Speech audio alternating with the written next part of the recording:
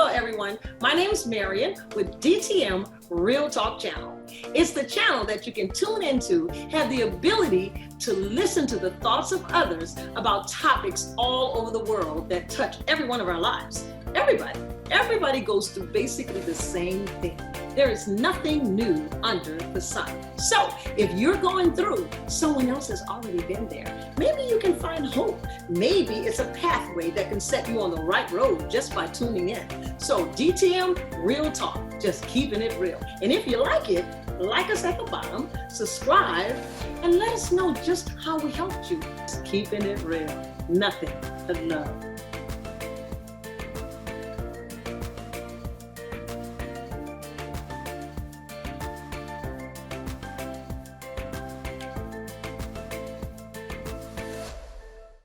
Good morning, good evening, good night, wherever you are. Many of you thought that you missed something last week. Well, you heard the end of Laura's story. And anytime you're trying to do something for the kingdom of God, people's lives are being changed, you're adding value, and people are coming to a place of freedom in their lives. You know the enemy is mad. But anyway, you didn't miss anything. That was the end of Laura's story. But we're going to hear the beginning tonight. Good evening. This is DTM Real Talk, and we are just keeping it real. I am glad to be back. I was never gone, but I was gone, if that makes any sense. And I was out of town, y'all. So anyway, just got back from Virginia doing what God has called me to do, empowering God's people and just keeping it real. So tonight, today, wherever you are, this morning, whatever, I have a special guest that this is my first time meeting her as well, Miss Laurie Goodman. Say hi to the good folks out there, Laura. How are you today? Awesome. This woman has the most magnetic smile, don't y'all think? Thank you. Magnetic. Thank Well, you. let me just share with y'all a little bit of what I know, which is very little. Another friend of mine texts me and say, Marion, this is what I like. This is real talk. I ain't made this up, y'all. So she said, Laura, she texted me and she said, I have a friend that would love to share her story with you on DTM. And I said, okay, what is it about? We texted. What's it about? Mm-hmm. And she said she wants to share with the whole world how she learned to love herself and God in herself after 3 marriages. And I assumed that you were looking for love. Well, let's talk about it a little bit. Okay. Well, Laura, tell the good folks where you're from. I am from Englewood, New Jersey. Born in New York City, grew up in Englewood, New Jersey. Okay. I was just in Virginia. So how far is that? It's about 8.5 hours from New Jersey I went to Virginia State University. So that's in Petersburg. Okay. And a spiritual son and daughter of mine are actually born and raised in New Jersey too. And they are in Virginia, which is who I went to see. Nice. Yes. He has a church out there and built the church 5 years ago. God told him to pick up and leave. And he did that with his wife and 2 boys. And you know, faith is something else. You know, God don't tell you it's gonna happen like this. Right. Sometimes we think it is. You know, it's like tell God your plans and make him laugh, right? Right. So anyway, long story short, I went to visit them and help to empower God's people in teaching them how to share their faith with the world. That's so awesome. So we just got back last night. So I'm excited about having you this morning. So you're from New Jersey, which is where they are. So where are you now? I actually am in Clearwater, Florida, as we speak. Get out of here. In now, Florida. Look, Clearwater, Florida. Now we think about coming to Florida. Now you know. I love Florida. I'm not going to ask you how the weather is, but how far are you from the beach? About 15 minutes. Oh, really? Yeah. I need to come to your house. You can. And you can. The doors are always open to the good people. All right now. Good vibes. You can always come. Oh, girl, you said the good people. I don't know if I can come because I'm on this show. So I'm keeping it real because I ain't good. You're always welcome to come. Thank you, my always. love. Thank you. So you are from New Jersey. And Yes. how in the world did you get to Florida? Well, we left Jersey about 9 years ago, my dad and I, and we decided to go south because we had family in Georgia. Mhm. So we came to Georgia, and I was there for 9 years, and I realized there was not the beaches. Well, the beaches weren't really near my house, and I love the beach. I love the water. I love the sunshine. Okay. So I just decided to come a little further where I could be closer to the beaches and just be happy and in peace. Okay. Water is my serenity. It's my Ah, happy place. yes, So I yes. wanted to get to my happy place before I was too old to be able to enjoy it. Okay. Okay. Well, Yeah. that sounds good for the beach Mhm. answer. Yeah. That sounds good for the beach answer. So tell the good folks out there a little bit about your childhood. Do you have siblings and mom and dad still living? Talk about that. Well, I am actually I had one sister. She passed away from breast cancer in 2008. Sorry. My mom passed away from leukemia in 1999. Oh, wow. So it's myself and my son. My dad is still living. He'll be 89 July the 29th. Hey. And I take care of my dad. And I have two nephews and a niece. Amen. So that's our surroundings. That's our little circle. Yes. And a host of cousins and, Yes. few Yes. aunts left. Yeah. Yeah. Yeah. Yeah. So your dad's 90. Is he able to, is he ambulatory or? Yeah, he has, a little bit of memory loss, should I Okay. say. Uh-huh. But other than that, he's fine. He can still get up, he can still eat, he can still, laugh. He's a Western, he loves his Western. So that's what he watches every day. And as long as he has some good food in front of him, he's a He's happy good. man. He's good. Awesome. Yeah, Awesome. I yeah, tell you, no one knows the job of a caretaker until you've walked in the shoes or been absolutely. affiliated with someone who has Yes, walked in the shoes. And so I applaud you. absolutely. I applaud you. God bless you. I too was a caretaker Thank you. and Thank you. still is. So Yes, praise the Lord. thank you. It's Yes. called being a servant, y'all. Yes. When you want to and when you don't. Absolutely. And what Mhm. people don't realize is that servantry is rewarding. It is. It It may really not is. be rewarding at the moment sometimes, but Hmm. because, well, as for me, and I know you too, because you told me, as for our relationship with God, it he brings you to a place where you understand, you finally, it clicks that Yes. it's not about me. Right. It clicks, it finally clicks. Because it Yes. takes a while for that to click, It takes a good while. yeah, It you be takes a good serving while. people, you be serving people, and you be like, Hmm. I got my own life to live. Right. No, you're absolutely right. Because so I have moments where I have to just woosah, Yes, and kind of just get into my own self so yes, that I can regroup yes, and be a good daughter, yes, and be a humble daughter. It's not yes. always easy, it's not always easy, but it is what it is. It is what it is. And I'm Keep it. thankful that I even have my dad. Amen. Yes, yes, Yeah. yes, yes. So yeah, so you have been, yeah, you're talking about the family and Hmm. the siblings and all. So you have been married, I was told. How many times? Three. Three Three times. times. Yes. Okay. So we are going to tell the good folks. What do you let's start with the first one, girl. Okay. Okay. So first of all, when did you get married the first time? First time I got married, August 3rd, 1989. 89. And how long did we stay married? Well, he passed away 3 weeks shy of our first anniversary. Sorry. Yeah. Was he Yeah. ill? No, he got shot by his brother-in-law. Oh, okay. We won't go into that one. So Yeah. he passed away. And Yes. how how did that affect you? I know it affects you because your husband's gone, but I mean, talk about that It to good folks out there. it you know what? It changed my whole entire life.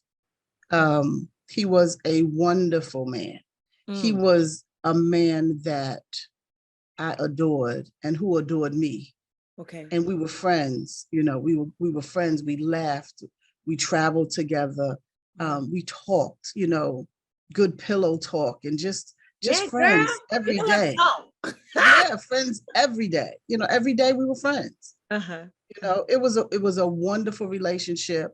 It was a loving relationship, and it's surely missed. It's Wow. surely missed. Yeah, yeah. Okay, so when did the second marriage occur? How far apart? It was about 2.5 years Okay. later. About 2.5 years later, I moved to my father moved me to California after the incident with my husband. Yes. And I was a manager, assistant manager for the Gap. And I met this second husband when he came into the Gap and That's the clothing was store, right? shopping. Clothing. Yes, Okay, okay. yes. hmm And I met him. He was the first guy that I met after this whole tragedy with the first husband. Mhm. Yeah, Okay. yeah. So we met, and how long did we date? We dated for about a year, Uh-huh. and we got married in Vegas. Okay. And on the night of my honeymoon, I was like, why did I do this? Why did I Hey, do this? Laura, we got to Yes. back it up a little bit. So let's tell the good folks. First of all, you met this guy in the store. What did you see in him that attracted you to him, or was it he more attracted to you? Talk about that. Well, I think it was the fact that he was handsome. Okay. Um, he was a different character. He was a different breed of what I was used to, I would say. Explain that, girlfriend. What was you Well, used to? I was somewhat sheltered. I guess I could say somewhat sheltered. I was very protected by my dad, things we could do, things we couldn't do. Sure. We weren't street girls, my sister and I, we had our friends, we could do some things, but some things we just could not do. Okay. And so when I met him, he was interesting. He was a little rough and tough, in my right mind, he would have never been someone that I chose for myself. Okay, let's stop right there. We say rough Okay. and tough. Was he physically abusive, or was he? No, he was a gangbanger out of LA, South Central LA. Okay, so his lifestyle was rough and His tough. lifestyle was Okay, rough because and see, I tough. don't know if the good people think what I think when you say he was rough and tough. I'd be like, he was punching on you or Oh, something. Now, see, that would never happen with me. You see, yeah. That would be a situation. Yeah. Look, Yeah, my grandmother said that'd be a situation. That's right. That's right. That would be a situation. Okay. No, he was a street guy. Okay, He was a street guy. I got you. Yeah. Yeah. Yeah. And Oh so, yeah. okay, so he was a street guy, and you were attracted to him because he was handsome. So when did you find out he was a street guy? I knew he was a street guy right after I met him, but I think I was just mourning the Ah, loss of my husband. I think I would like So you to get I here. tried to forget about the past. So he was exciting. I didn't even realize the danger that I could have been in. You know what I mean? Okay. When I got there and I met him, I met his friends, I met his parents. By the time I left, about 80% of the people that I met that were his friends had gotten killed in gang violence. Ah, So I was in the midst of madness and didn't even care because I was just numb to life at that time. okay. You still mourning the death of your first husband? I was definitely mourning to death. Yes, yes. You So this know, guy was sort of more or less like a rebound. he was an actual rebound Yeah, yeah, that I could say now, yeah. you know, he Okay. would, the blessing with him is my son. Ah, okay, okay, That is the only thing that I'm grateful for okay. when it came to this marriage is my son, because he's a blessing to me. Wow, wow. Yeah. Wonderful, Yeah. wonderful. Yeah. So talk about a few incidences that happened with him that caused you to come to the brink of divorce, or was he killed? Nope, he wasn't killed. Okay. Still alive. All right. Talk about a few things. I think it was the fact that he would drink and transform. Ah, Some people can drink and they're fine. Other people can drink and be nasty. He was a nasty drinker. Mm. And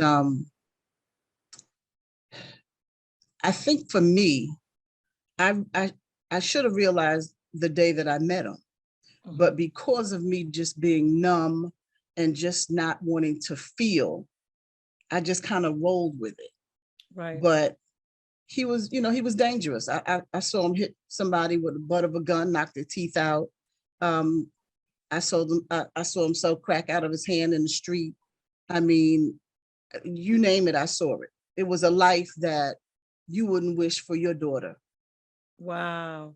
Yeah, it was when I think about it, and I think about that time period in my life,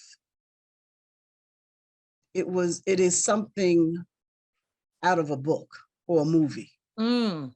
It was serious. It was, we talking about gang banging, we talking about South Central LA. Yes, we're yes. talking about rough and tough. We're talking about just people not caring about living or dying. And it was crazy because he had the best parents. Wow. He had the best parents. He was the youngest of five, the only boy. Great sisters, great nieces and nephews. I loved the entire family, and still love them. Right. But he was just not the perfect person for me. Right. And it's about choices. You do agree, right? Absolutely. I made a choice that I should not have made. Yes. No, I mean, it's about choices that he didn't turn out like you thought he should turn out, having the good absolutely. sisters. Everybody has their own personality. And everybody has the ability. That's one thing God has given us, is choice. Yes, absolutely. To choose. And it doesn't cost anything. Absolutely. Yes. Absolutely. Yes. Yes. Right. So I think what I'm getting more is that, more than anything, is mourning. I think I'm getting that. What would I you mourned say? for a long time. Yeah. For a long time. I mean, when I tell you mourning, it took me 10 years just to go to counseling, to therapy. And when I got there, for the first 6 months, all I could do was cry and drink a cup of tea. And this is what happens at every session for the first 6 months. I had to get it out of my system because I was hurt. I was hurt. And then in the midst of that, my mom had passed, and she was one of my best friends. She was my biggest cheerleader. So it took me all that time to go and talk to somebody. So it was a buildup. It was a buildup. So it took you all that time to go and talk to somebody about the death of your first husband, even though you were in the second marriage. Because I mourned it. I longed for it. And, it was a hurt that I didn't want to ever feel again in my life. And I would not wish it on anybody. Yeah. Yeah. Wow. So at what point did the counseling help you, or did it? It helped me a lot. I went for about a year, and I laughed because I think after me, the therapist that I had retired. So I laugh about that. Hey, it was her time though. It was her time, but I laugh about it because, it was a lot. Made that woman retired. No, she was at that retiring age, and but she was a blessing to me in my life. Yes. Because she made me realize it's not you. It's not you. And the hurt you're feeling is real. But the one thing you have to do is move forward, past the hurt and live. You got to live. Regardless of what you go through in your life, you have to live. You got to keep living every day that you have breath in your body. Right. And that's what I did. I was angry for a long time. Right. So let me ask you this. So I guess I can ask you, what would you say? What advice could you give for someone who's going through the death of someone that they love, either through death, or your divorce is like death too, by the way. Right. Yeah. So yeah. So what advice would you give on that point to a woman or a man that has lost a husband or a wife? What's the best advice you could give them as far as waiting is concerned? I think, I know for me, it was definitely the therapy / counseling. Talking to someone outside of your circle. Yes, yes. And talking with someone who has the education and the knowledge to really help you work through that period in your life, because it's real and it's not going to go anywhere until you acknowledge that it's real. Amen. And that you have somebody who can really help you. Some people don't need counseling and therapy. I Right. thought I didn't. Right. You know, I remember my mother saying, well, if you just throw a plate or a glass or something, you know, you can release all of that hurt that you have. I was more numb than anything else. Mm. Counseling was the best thing that ever happened to me. Right. Right. Yeah. I agree. I said the same Yeah. thing. Yeah. It was the best thing for me. Yeah. You know, it took me 10 years, but it was the best thing. Right. Right. You were in denial for so long. I was in denial, and then I had other things, you know, that were pressing in my life. And it was like, I just had enough. And I'm like, okay, what's going on here? Mm.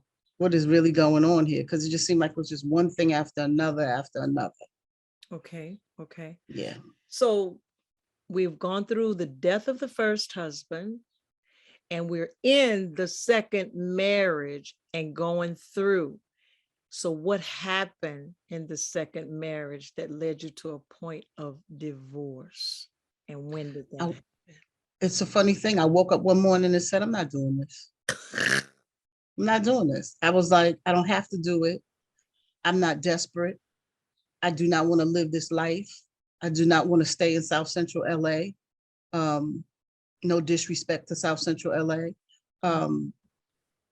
I wanted more for my son. My son was a baby. When he turned 1 year old, I think the day after his first birthday in the party that we gave, I was packing my stuff going back to New Jersey. I was like, I'm not doing this to my child. You know, I looked at my husband at the time, and I looked at my son, and I was like, I know better. So when you know better, you do better. Okay. I wanted him in a safe environment. I didn't want him to be in the midst of anything that could harm him. Wow. Wow. So you're packing your clothes, and what did your husband say to you? He never knew. Okay. He never knew. He never knew. I had left him and moved to Englewood, California, had my own apartment, and I worked 2 jobs, saved my money. And, you know, it's so funny because my mom came for my son's first birthday. And as she was coming, you know, my father, we called my father on the phone, and I was like, I just so miss everybody, my friends, you know, just everybody. And my father was like, you didn't have to stay there that long. I was there for 5 years. And I said, what? And I said, I just want to come home. My mother was going back to New Jersey, and my father was flying to California.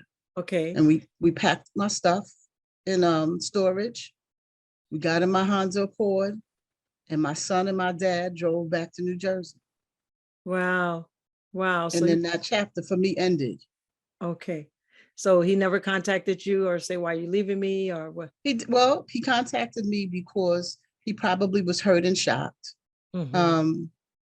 I always tried to be as cordial as I possibly could. He wasn't really always a nice person. But I knew it was best for me, and I didn't care what he thought. You know, I wasn't scared of him. I just didn't care, you know, at that time. Okay. I wanted him out of my soul and out of my spirit, you know. And so I had to go back to where I was comfortable.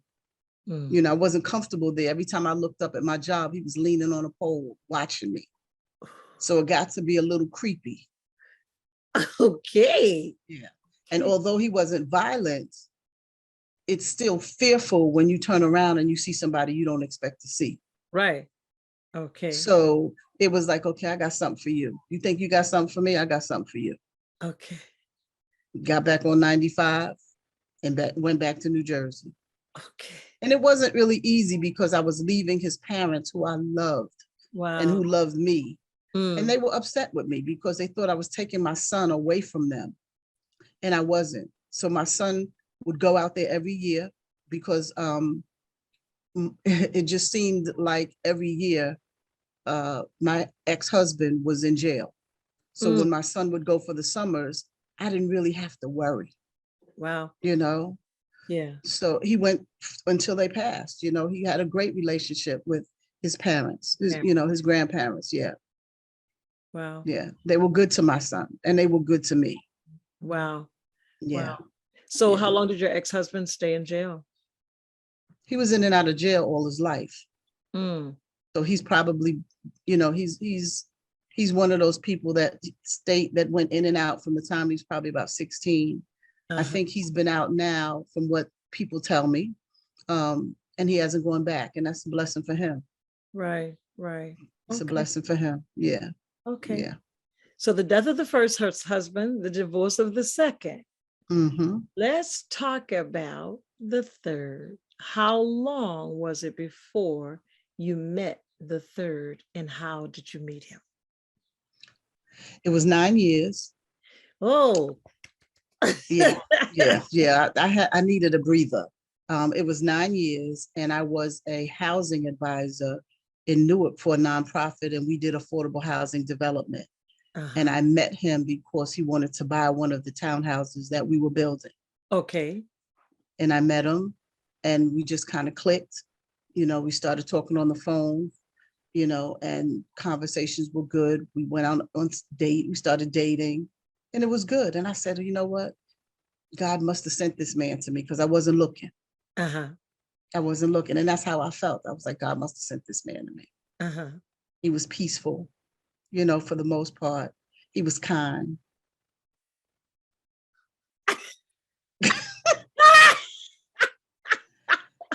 And he wasn't a bad man. He wasn't a bad man. He wasn't a family man, Uh-huh.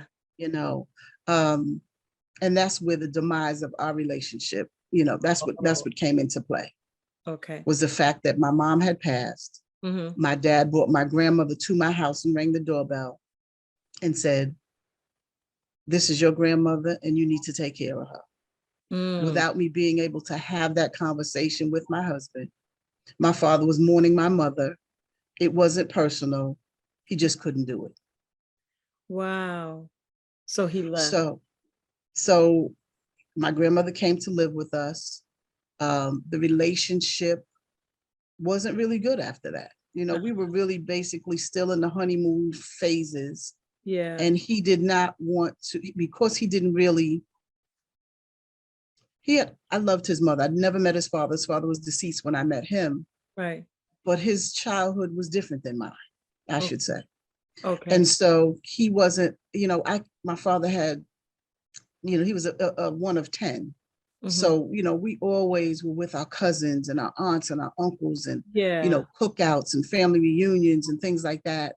And when somebody is not used to a large family, because it was Yeah. a large family, Yes. it can take a toll. And he did, because he was in recovery for many, many years before I met him, Uh-huh. he didn't want to be around any alcohol. Well, it's a family reunion, people gonna be Right. drinking, having a good time. He wouldn't go to weddings with me. He didn't really want to do family things with me. Mm-hmm. And I was, it was like, I felt like I wasn't married sometimes. Wow. I was a caregiver for my grandmother. At the time, she was about 80. I want to say she might have been 85, 86 when she came to live with me. Uh-huh. And I was a caregiver. I was a newlywed, and I was a mother of a young boy Right. that I wanted to grow up to be a man, the best that I knew how. Wow. Yeah. So, that marriage didn't last because he wasn't just really feeling it, just wasn't something that he probably wanted to do. Mm-hmm. Mm-hmm. So, what can you do? Right. Nothing, nothing. So I guess what I thought was God sent really was not. Uh-huh. Yeah, it wasn't. And it was okay. Uh-huh. It was okay. I still had my house, I Uh-huh. still had my job, I still had my beautiful son, and I still had my loving grandmother. Uh-huh. And at the end of the day, they made me happier than he did. Wow. Wow. Wow, Laura, that you've really been through a lot, and Oh yeah. being a caretaker seems like it's your calling, and that's just me talking. Yeah. And Yeah. obviously, you're very good at it, and I just want to say that God truly rewards it. And if He hadn't And he started, does. He will, because Yeah. that's how He rose. Um, Yes. and so, Yes. But what I want you to share with the good folks on next week, I know they want to know. Yes. You said to me that you finally found the opportunity, finally got the opportunity to learn to love you, yourself, and God. Yes. Yes. So I know that the good folks want to know, because I want to know how that happened and how was that. And so, guys, we're going to tune off right now, and Laura's going to come back next week and let us know how she came into the opportunity, how she came into the realization that she needed to learn to love herself and God. We'll see you next week. This is DTM Real Talk, and we're just doing what? Keeping it real. See you next week.